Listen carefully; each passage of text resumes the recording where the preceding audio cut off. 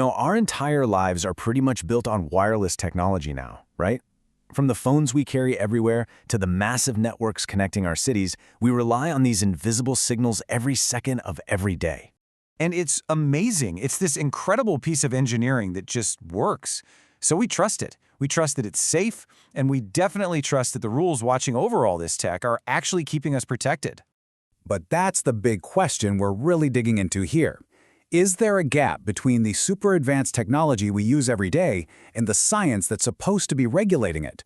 Well, let's find out.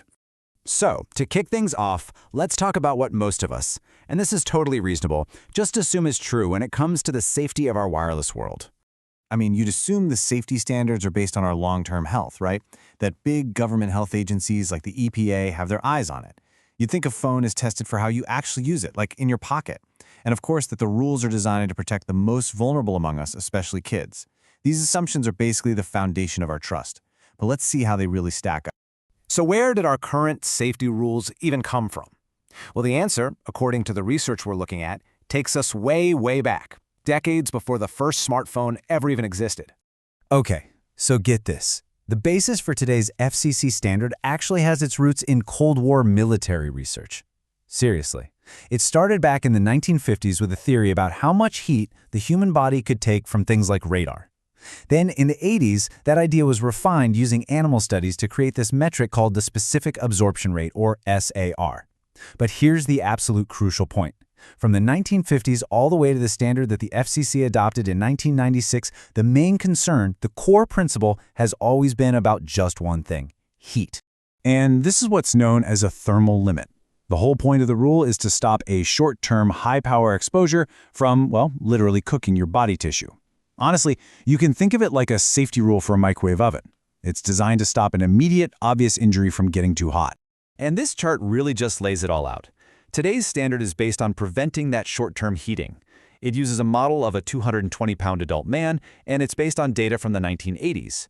So what is it not based on? Well, it wasn't designed for the kind of long-term, low-level exposure we all get today 24/7, and it doesn't really account for the unique ways that children's bodies might absorb this energy. So if the standard is that specific, you'd probably expect our big health agencies to be all over it, right? Making sure it's up to date? Well, the research paper points to a situation it calls an oversight vacuum. Okay, so here's the breakdown.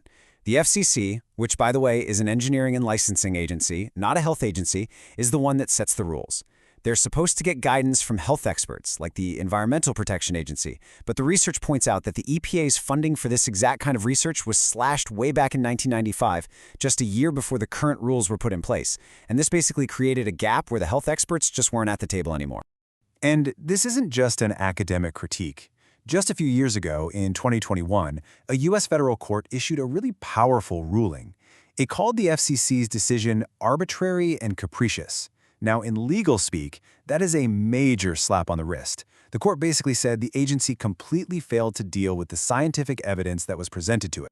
This is a perfect example of that disconnect. The National Toxicology Program ran this massive, multi-million-dollar study and found clear evidence of a link between wireless radiation and these rare heart tumors in male rats. So, what was the response?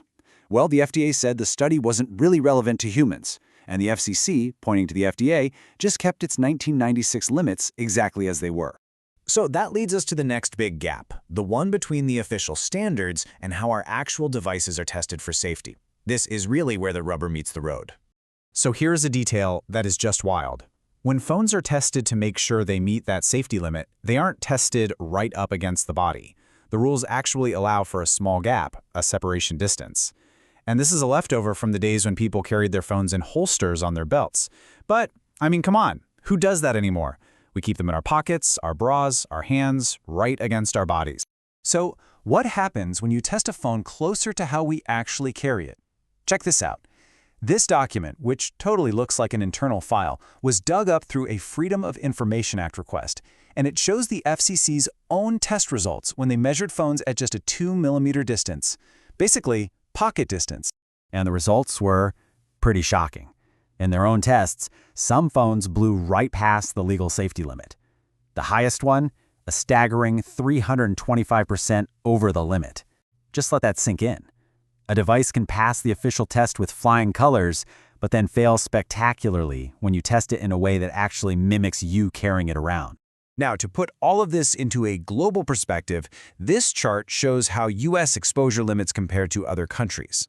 And as you can pretty clearly see, the limits for the public here in the U.S. are among the least strict in the entire world, way, way higher than places like Switzerland, Italy, China, and Russia.